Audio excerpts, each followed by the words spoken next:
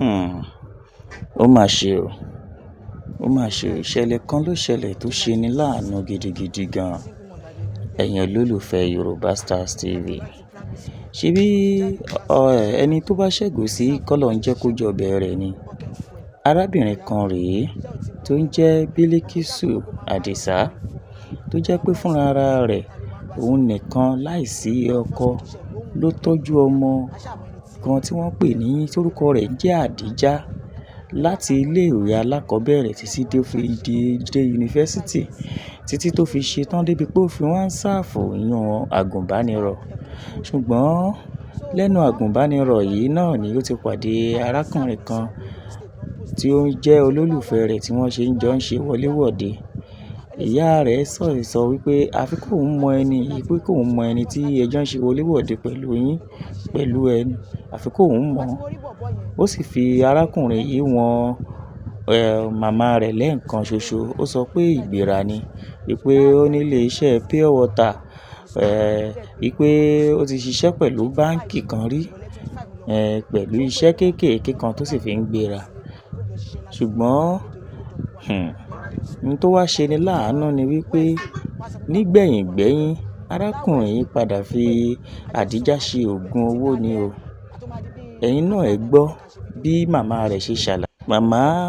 Adija ṣàlàyé ilẹ̀ kún nígbà tí àṣírí tú tí Ọlọ́run fi àṣírí náà hàn wípé ṣé wọ́n fi Adija ṣe òògùn owó ni ìyún boyfriend rẹ̀, ìyẹn ọkùnrin àfẹ́sọ́nà rẹ̀ tó fi ṣe òògùn owó. Ṣùgbọ́n ohun tó ṣe ni láàánú ni wípé àwọn ọlọ́pàá tí wọ́n kọ́kọ́ gbé ẹjọ́ yìí lọ bá ní mẹ́ran, wọn ò káràmáṣìkí ọ̀rọ̀ yìí dáadáa gẹ́gẹ́ bí àlàyé tí màmá rẹ̀ ṣe wípé wọn ò káràmáṣìkí rẹ̀ dáadáa débi wípé òun ní láti transfer ẹjọ́ òun lọ sí pàǹtí ni. Òun ní láti transfer ẹjọ́ náà lọ sí pàǹtí. Ẹ jẹ́ ká mú kàlẹ̀ towó ká fi gbọ́ ọ̀rọ̀ yìí torí pé ìṣẹ̀lẹ̀ tó ṣe ni láàánú púpọ̀ ni. Ẹ ṣé ẹ kú kàlẹ̀. Ẹ máa bá wa share rẹ̀ kẹ́sì máa bá wa like rẹ̀ bẹ́ẹ̀ tí ń wò. Ẹ ṣé púpọ̀. Èmi mo bí Adija, mo bí ní October 26, 2000. Single mother dẹ̀ ni mí pẹ̀lú ọmọ méjì lọ́wọ́. So mo ti ń dátọ̀ láti primary school. So ó tún jáde ní last year, ó ṣẹ̀ṣẹ̀ jáde. Ó ti serve tán, ó ti ń ṣiṣẹ́ pẹ̀lú pocket fuel ní Yaba. Adija ò tí ń gbọ́bọ́ ẹ̀ wálé o. But mo ṣàkọmọ̀ pé ó máa ń báyàn sọ̀rọ̀ lórí fóònù. Ó máa ń báyàn sọ̀rọ̀ lórí fóònù. Peter ló máa ń bá sọ̀rọ̀. Èmi ni mo wà first pé kí iṣẹ́ gbóhùn ẹni yẹn pé máa ṣàmù ẹni tí òun tẹ̀lé. Ó lè ní good morning mommy, èmi náà ní good morning. Ẹ wá ka mọ̀ yín, màmá sọ fún ọmọ mi pé ẹ mọ̀ kọ́ wálé ó ṣáà ti ṣe tán going to 25 years. But unfortunately mo rí bọ̀bọ̀ yẹn lẹ́ẹ̀kan. Ẹ̀kan ni mo rí. Tó ti bá ẹ̀kan tí mo rí yẹn náà ni mo rí. So mo kàn máa mú ọmọ mi máa ń wálé tó bá wálé. Pàtó lọ serve ní Sango Ogun State náà post ẹ̀ sí. So tó bá wálé tí bá rí pẹ̀lú bóyá nǹkankan ó lè sọ fún mi pé ó wọ one chance. Ìgbà mi lè sọ pé láti company so mo force láti change ẹ̀ kúrò ní Ogun State ni pé kó máa ṣiṣẹ́ ní Yaba. Ó dẹ̀ ń ṣiṣẹ́ ní Yaba. Bọ̀bá tí mo rí bọ̀bọ̀ yẹn mo dẹ̀ sọ fún mi pé mi ò like ẹ̀ tí mo rí ẹ pẹ̀lú yìí.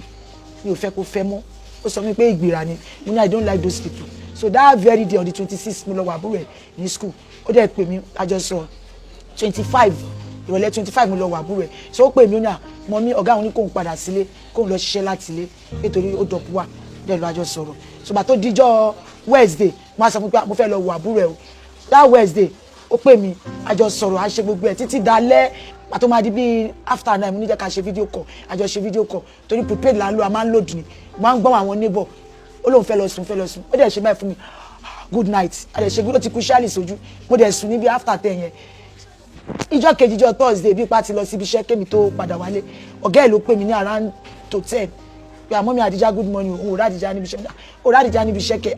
ò rádìjà níbi iṣẹ́ kẹ̀ bá lókè kó máa orí máa pè mo pe nọ́mbẹ̀ straight call kò lọ mo pe ní WhatsApp kò lọ mo á pe neighbor mi kan bí báyìí pé ẹjọ́ bá mi wò Adija àwọn aláwọ̀ rádìjà lánàá gbọ́n jọ àti títí alẹ́ ni títí dalẹ́ pátápátá mo á ní kọ́ lọ bá mi wò lókè bóyá ó lọ charge kò tí ì lọ bí iṣẹ́ ṣó ti yé wọ́n ní wọ́n rí wọ́n wá lọ wo wọ́n wá rí pé gbogbo ilẹ̀kùn ó wà ń ṣíṣí mo nílẹ̀kùn wà ń ṣíṣí kẹ̀ mo tún wá ń pè mò ń pè kò gbé mo wá sọ fún àbúrò ẹ̀ pé sister ò gbé kọ́ọ̀lù ó wá ní kóun bá mi bá sọ̀rọ̀ next thing ó lọ sọ fóun pé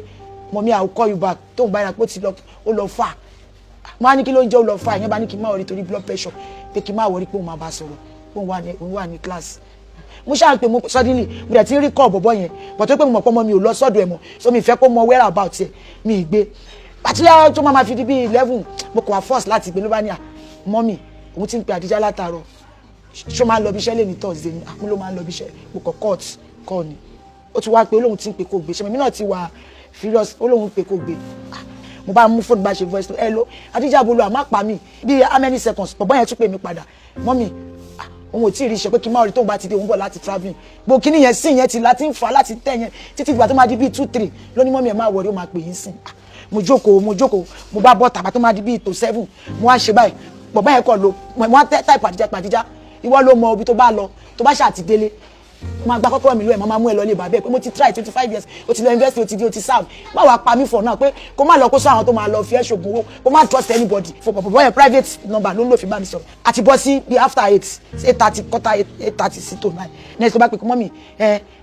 Àdíjà mo ní kí ló ṣe Àdíjà ó ní ó dó wá sọ́dọ̀ òun ó pàtó máa dọ́dọ̀ òun lóru Àdíjà kẹ́ Àdíjà tí mo bá sọ̀rọ̀ títí di 10 ó ní àwọn ní misunderstanding kan ni kò tí ì tún bí 4 hours lọ́nsìn pé ó dákú ni òun mọ̀ kí n máa bọ̀ mo ní bó ni kí n máa bọ̀ bó ni mo mọ̀ ó ní kí n tóun ṣe Uber kan máa direct ní bó ni sọ ọmọ kékeré kan wà pẹ̀lú mi bá ní kọ́ ọmọ yẹn máa bá mi gbọ́n tó ń sọ tó títọ́ fi direct wá dé abúlé Ẹ̀gbá ìyànà Ẹ̀kọ̀rọ̀ bẹ́ẹ̀ ló ṣe ń pè lọ́mọ ẹ̀ èmi wà lórí ọ̀kadà mo ti pe gba àwọn family member mi ẹgbà mi Àdíjà ti kú pé bọ̀bọ̀ tó ń fẹ́ lọ́dọ̀ òun ló wà pé ó ti dákú pàtó mi ṣàwà wọ compound yẹn mo bá obìnrin kan mi bá ní ẹjọ́ mo ń béèrè dàyà náà bá ní ilé ẹ̀lẹ́lẹ́ àwọn èèyàn ṣàmú mi dání mi mọ̀ pé bàbá bọ́ ẹ̀yẹn gan bọ̀bọ̀ tó pa ọmọ mi mọ̀ pé bàbá ẹ̀ gan wà pẹ̀lú mi torí mi ò rí bàbá ẹ̀ rí mo bá ṣàdúmọ̀ kọ̀ ríyàn kan tó wọ white ọ̀nkú pẹ̀lú jàlábíà ẹni ẹ̀ dẹ̀ ṣí ilẹ̀kùn mo bá pẹ́ bí ṣe ní kí n lọ báyìí mo dákú ni mo ṣe gbé mi bàbá bọ́ ẹ̀yẹn torí pàǹtí ni mo ti padà mọ̀ pé bàbá bọ́ ẹni lọ́wọ́ àwọ̀ òkè yẹn lọ ní wá ní ọmọ yìí ti kú tí máa gbọ́ báyìí bí ṣe fẹ́ẹ̀ táwọn family member mi máa fi wá dé nìyẹn bàtán máa dé ṣe mọ́ wọn lè wọlé kan lọ gbé òkú wọn wá lọ Mẹ́ran police station bàtán lọ Mẹ́ran police station wọ́n ti fi mọ́tò gbé mi wọ́n ti ń rọ́ mi lé mi lórí wọ́n máa lọ àwọn ọlọ́pàá yẹn ti wá wò pẹ̀lú àwọn family member wọ́n ti gbogbo sí yẹn bíi 11 12 26 ló lọ bẹ̀ ó ti lupa láti 26 mọ́ 27 yẹn so títí tẹ́ máa fi débẹ̀ tá máa pa ambulance pàkọ́tọ́ ambulance tó dé tẹ́mi náà ṣáà ní kí n wọlé mo ṣáà rí mo rí tó ti wálẹ̀ báyìí ṣe sá padà bọ́ta wọ́n wá gbé mi lọ sí police station wọ́n ṣàpadà pé Lagos State Health kìíní wà ní Yaba àwọn náà wá pa tó máa fi wọbẹ̀ ó ti wú even mi ìwọbẹ̀ àwọn tó wọbẹ̀ dáadé wọ́n ló tan AC sí lórí gan ni ó tan AC sí lórí tán bá AC tó ń blow pàtàn débẹ̀ wọ́n snap gbogbo oògùn tán bá ń bẹ̀ ó ti dà mí sí ìta ibi tó ti nà picture wa tó ti ṣá tó ti ṣe gbogbo ẹ̀ àwọn míì wà tí a tẹ̀ rí for that day bàtí wọ́n wá lọ yá tó lọ mọ́ṣúárì yẹn náà rí pé ibi ti ṣe bí pọ́n labí ibi ti ṣe bí pọ́n labí ibi ìbáyìí náà so ike kan wà ẹ̀jẹ̀ wà ń bẹ̀ àwọn Mẹ́ran yẹn wọ́n láwọn lọ sílì bẹ́ńjọ́ yẹn kó kankan mímọ́ bí ó ṣì máa ń bẹ̀ so bàtà wá gbé kéèsì yẹn dé Mẹ́ran ní Friday yẹn tó lọ sin ọmọ wa ní ká padà wá ní Monday bàtà lọ Monday DCO yẹn àti DPO wọ́n ṣáà ní tala mọ́ mo ní màmí àti bọ̀bọ́ yẹn mo rí lẹ́ẹ̀kan mi mọ ọ̀rẹ́ bọ̀bọ́ yẹn tàtẹ̀ fi lè gẹ̀ẹ́tì láì pé mo wà force láti píkì nọ́mbà bọ̀bọ́ yẹn pé kí tiẹ̀ mọ ẹ tọ́mọ mi bá sọ̀rọ̀ mi ìbá má mọ ẹ tó pa ọmọ yẹn rárá mi ìbá tiẹ̀ má mọ ibi tó jù sí ṣe ti understand bẹ̀ bọ̀ torí pé mo wà force pé ẹ tó ń fẹ́ jẹ́ kí tiẹ̀ bá sọ̀rọ̀ èmi ò mọ bóyá yahoo ló ń ṣe o ọmọ mi ò sọ iṣẹ́ tó ń ṣe nígbà tí mo bí oníbọ̀bọ́ yẹn jáde ní Lagos State Polytechnic ó wá fi picture kan wọ̀n mi ó ló ní boutique ní Agége ó ló dẹ̀ ní pure water company ó ní níbì kan ó ti ṣiṣẹ́ ní Stanbic tẹ́lẹ̀ kọ́ tí mo mọ̀ nìyẹn so bàtà gbé kéèsì lọ Mẹ́ran ká gbé lọ Mẹ́ran police station wọ́n ṣàṣọ pé ńgbà tá àmọ̀ èèyàn kankan mọ́ bọ̀bọ̀ yẹn pé àwọn máa wà fún wa so gbogbo by then èmi ti sick mi ò get ara mi mọ́ even gan-an ni mo tẹ̀ ti rán mẹ́ta mi mọ̀ bàtàn dá mi padà tí mo á padà sí Mẹ́ran DCO yẹn Mr. Akitunde something ṣá màṣá máa débẹ̀ mo ti pé àwọn family bọ̀bọ̀ yẹn wọ́n ti fẹ́ lọ dá kéèsì yẹn down ní Mẹ́ran wọ́n ti fẹ́ dojú kéèsì nígbà tí mo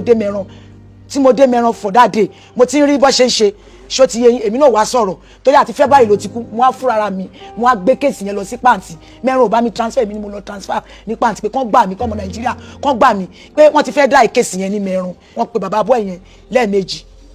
but ẹ̀kejì wọ́n jọ ra méjèèjì but that is last week màtán rí wa wọ́n dínà ipá wọn ò rọ́mọ wọn àti lọ́ọ̀yà tán mú wa wọ́n wá sọ fún wọn pàǹtì pé kán fún àwọn ní 2 weeks àwọn máa produce bọ̀bọ̀ yẹn so at as last week náà sọ ní tó bá máa fi di ending so DC pàǹtí yẹn àbí DC pàǹtí wa sọ pé tí wọn bá ti produce yẹ pé àwọn máa lo akoro ọlọ́pàá o pé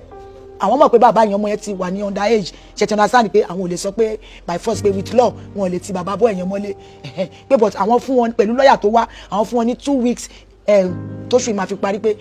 kan fi mú bọ̀ tọ́n bá ti mú wá àwọn máa lo àkùrọ̀ ọlọ́pàá so nǹkan tẹ́mi wá fẹ́ ni kọ́mọ nàìjíríà kan gbà mí ọmọ èkó ni Pereira káwọn Pereira family kan dìde kan assist mi ó lò ní torí ẹ̀jẹ̀ wà nínú kẹ́ tó bá mọ̀ pé ó lò ní tó ní pé ẹjọ́ ń fẹ́ra ó ní láti sá ìgbà táwọn ọlọ́pàá yẹn ni pé ó pè mí lọ́dọ̀ àwọn ọlọ́pàá ó lóun máa jáde wá even fóònù àdìjá ó sọ fún mi pé wà lọ́wọ́ òun ó dẹ̀ ní kó mú fóònù àdìjá so fóònù àdìjá ló fi ń bá mi sọ̀rọ̀